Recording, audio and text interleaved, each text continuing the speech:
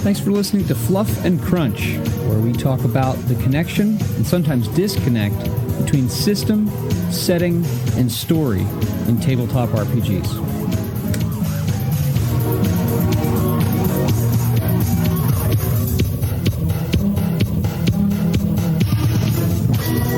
Hey, thanks as always for watching or listening to Fluff and Crunch.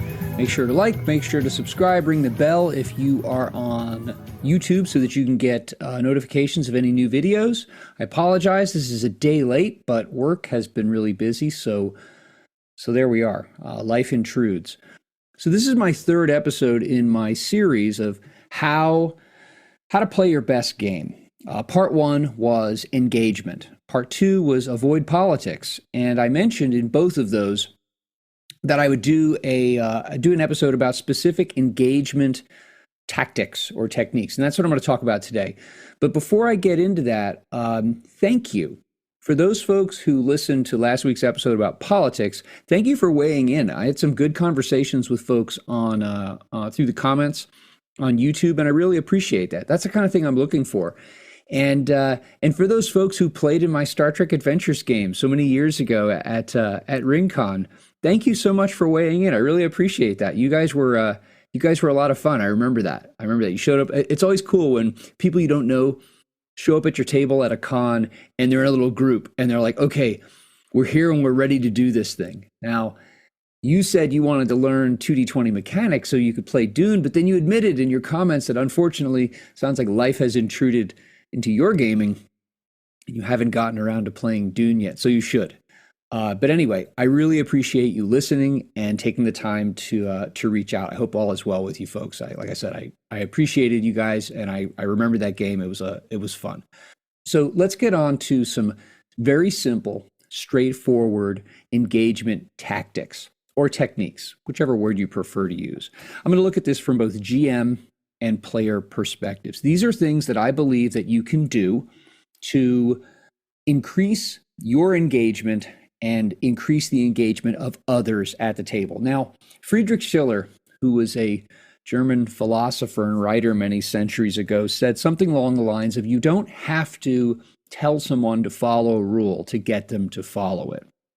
You just have to follow it yourself, and you will thus serve as an example to others to follow it. So model these.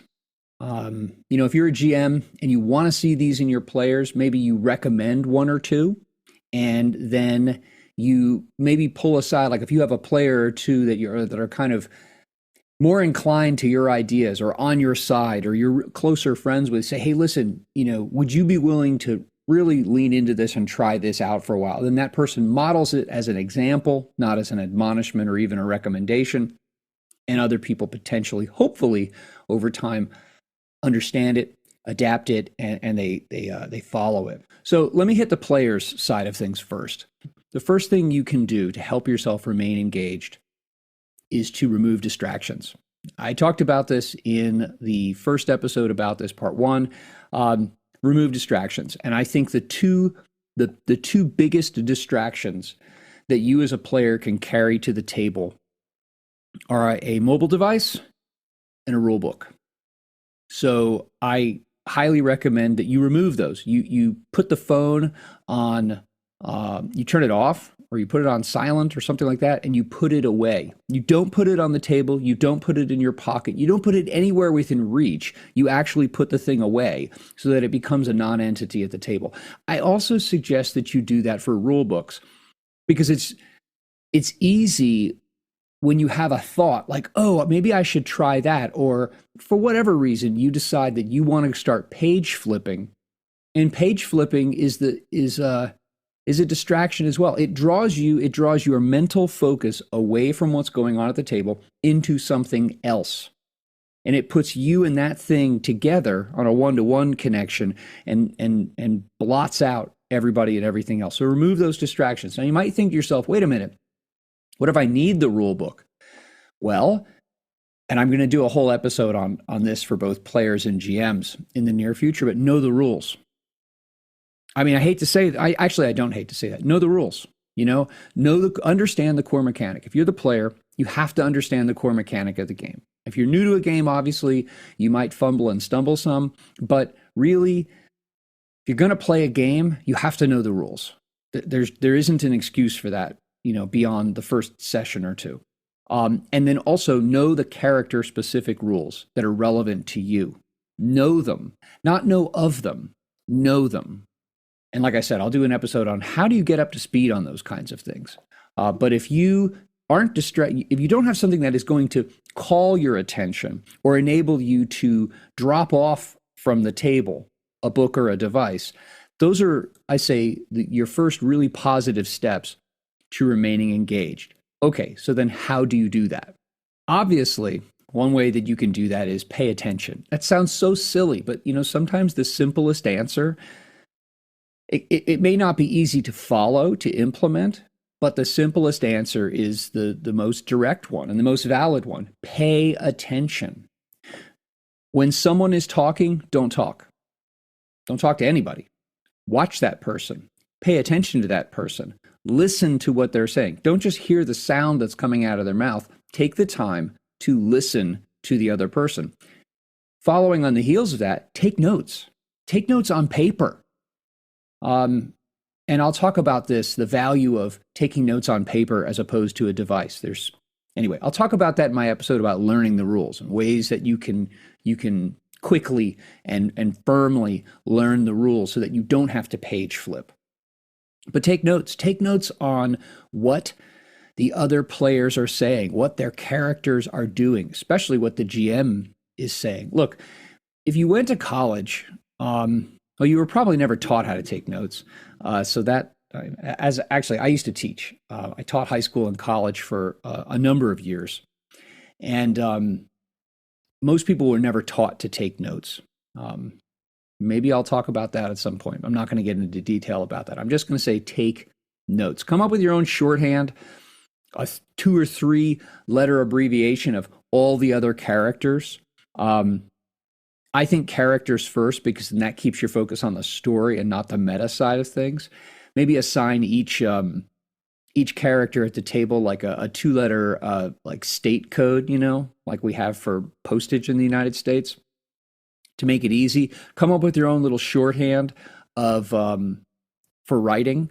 That will probably develop naturally if you commit to taking notes. But here's the thing with taking notes: it does a couple of things for you. It gives you something that being engaged at the table is necessary in order to do. Okay, think about that for a moment. If you're saying to yourself, "Listen, I'm going to pay attention. I'm going to pay attention to what John and Sarah and whoever else is at the table, what they're talking about. I'm going to listen to my GM, not here. I'm going to listen to my GM." It's easy when you're just sitting there and you're listening for your mind to wander, especially if your GM talks a lot or someone else talks a lot or whatever. It's easy for your mind. It is easy for your mind to wander. Therefore, what you do is you make yourself accountable to something else. You want to pay attention. Okay, well, what can I do to make myself pay attention? I can do something that requires attention. And taking notes is one of those things. It's the easiest thing you can do. So if you are taking notes, it means you have to listen. And the benefit to taking notes then, I think, is obvious. One, between and during sessions, you have things you can refer back to. Who was the innkeeper who talked about such and such? And now I'm realizing maybe that was a clue. What was his name? What was the name of that inn? Who else was in the room when there was that? Who was it? Did someone slip out the back door during the fight? I don't remember that person's name. Look, you can always ask your GM, yeah, who was that? What was that NPC's name? But I guarantee you, the degree of immersion and connection you will have in and with the story will be so much greater when you own that yourself because you've taken notes.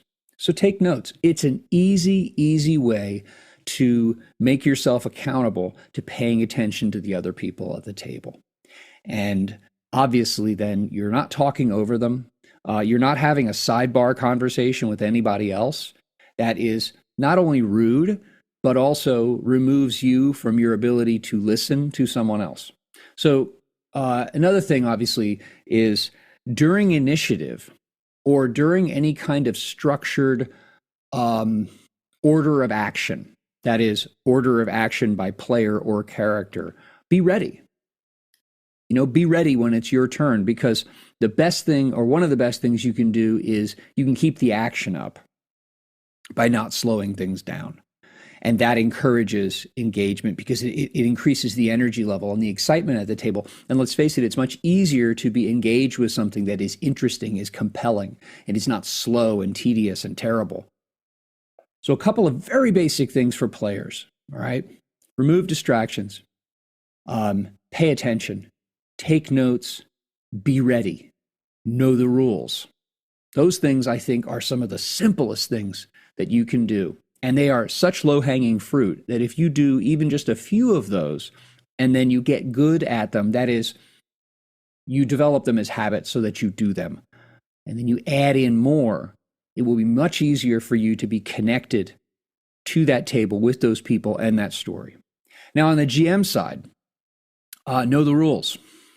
Obviously, know the rules, and this is not an and/or proposition. It is an and proposition. Know the rules and be willing to make rulings.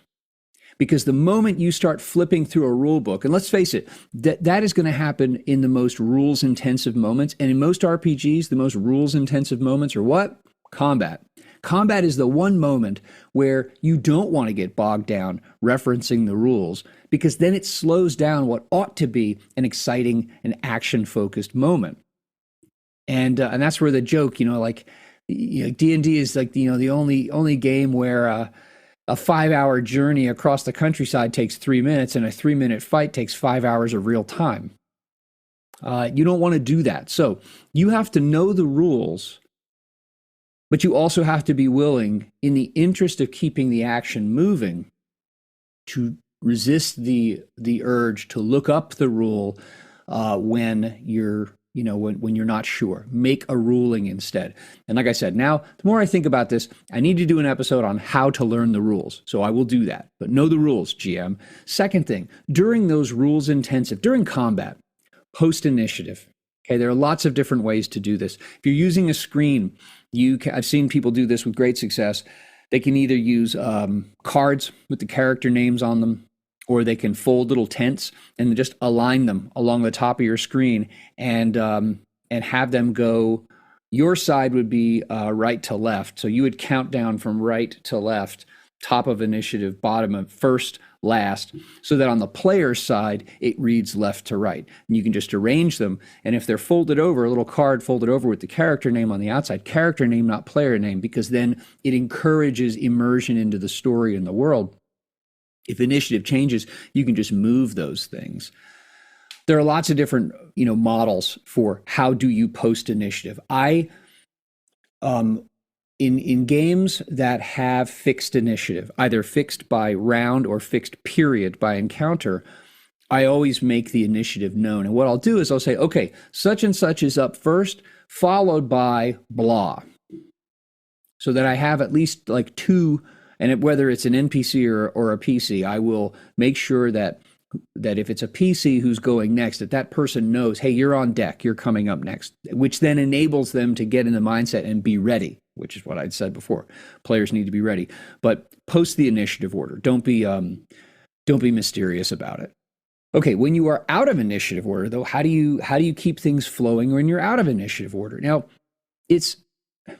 I think it would be unnatural, and it's an unrealistic and unnatural expectation to think that you're always only going to have one person talking. No, there's going to be crosstalk. That's how conversations work.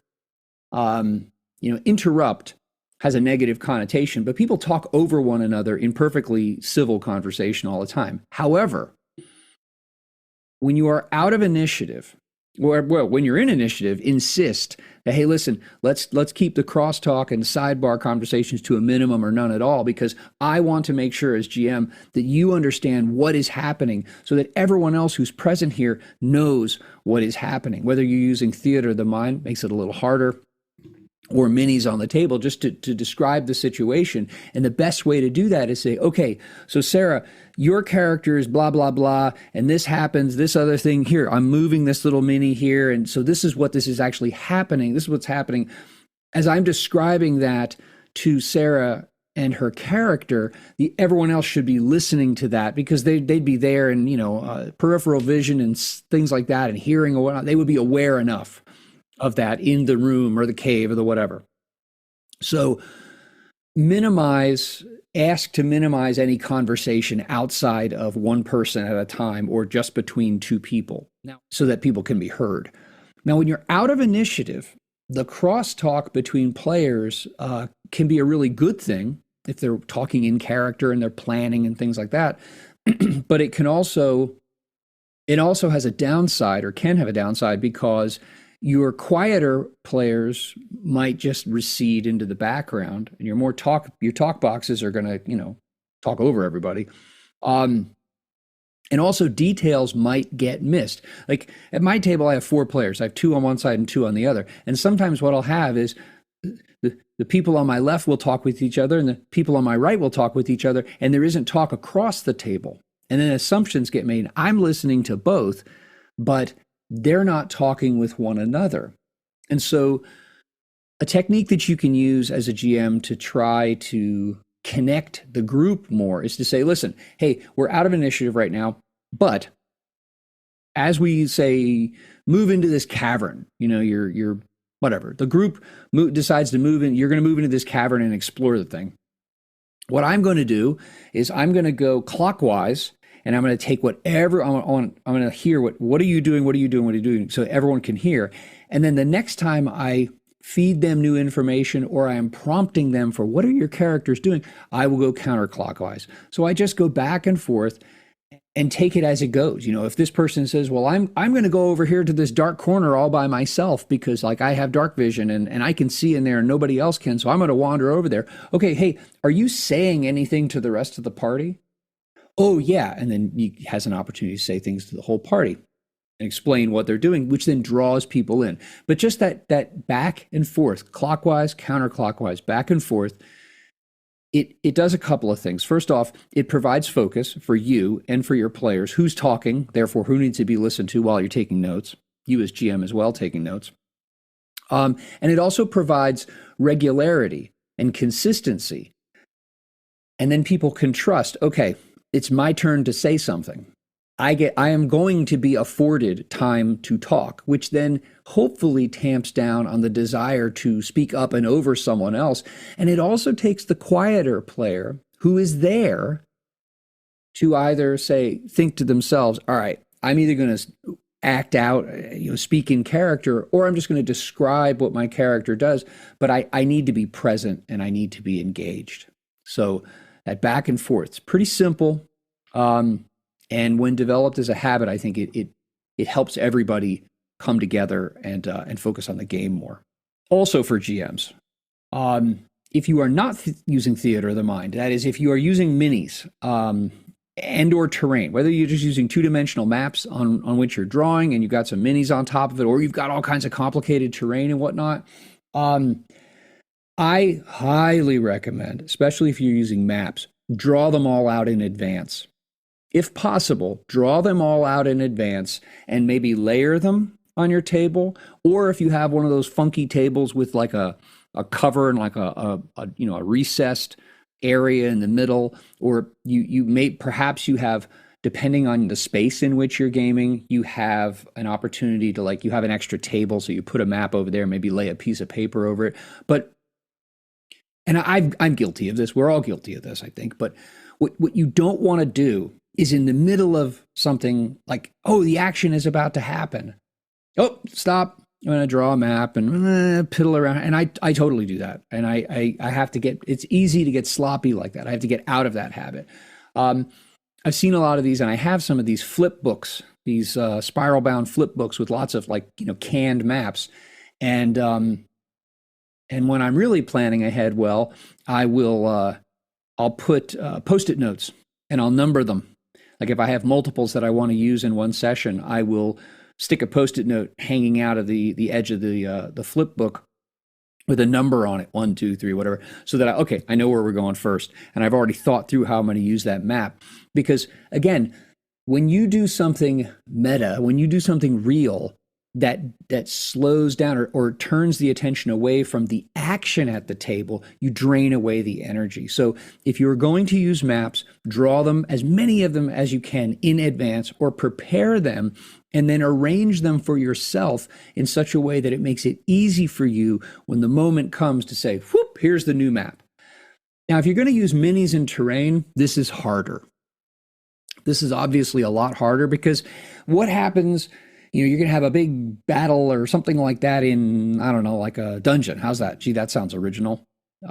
Do you want to set the whole thing up and then the players come in and they're like, oh, that's where everything is. Maybe there's not stuff in the rooms, but that's a preference thing.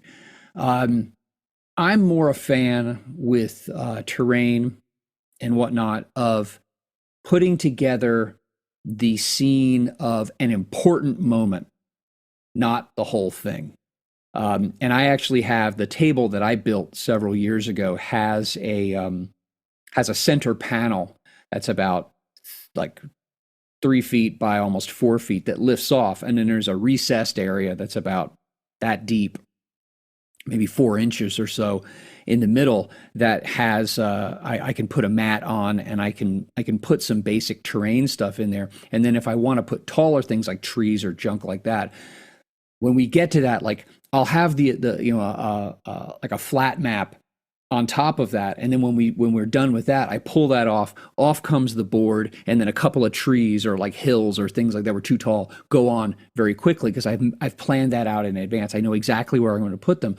I want to have the real world stuff that is related to arranging those things to take up as little time and space and effort as possible, so that again the focus can stay on the game.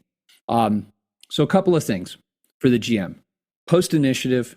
Move left to right, right to left when you are out of initiative.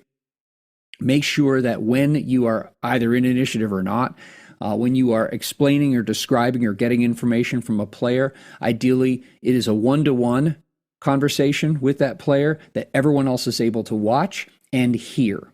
Know the rules.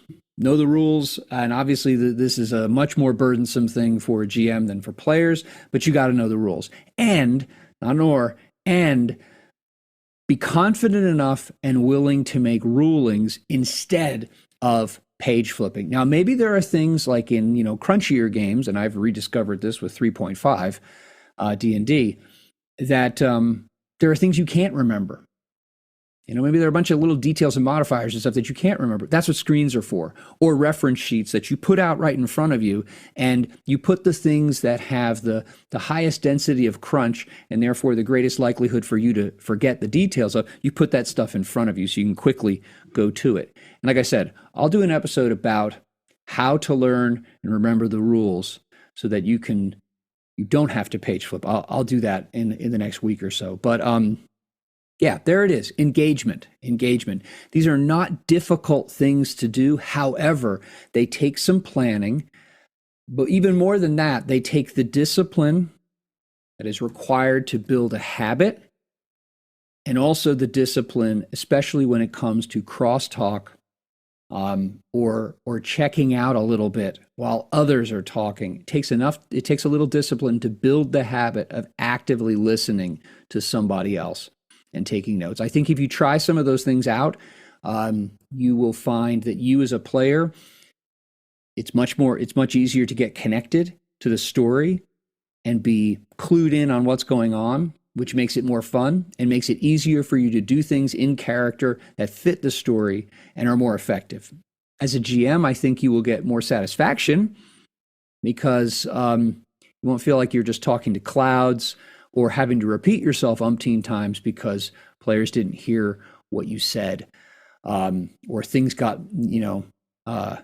overlooked, or a player gets overlooked in initiative. I did that this last week, and I was like, how the heck did that happen? But anyway, so as always, thank you for listening. And if you have other techniques or tactics for being engaged, either as a player yourself or as a GM, or getting others to be and stay engaged, I would love to hear what you think, because a rising tide floats all boats, and good ideas can come from all kinds of places. So share them in the notes, and thanks as always. Have a great day. Thank you, as always, for listening to Fluff and Crunch. You can join our Discord. You can subscribe to the podcast. You can subscribe to the YouTube channel, all through the links in the show notes. Thanks again. Have a great day. We look forward to talking with you.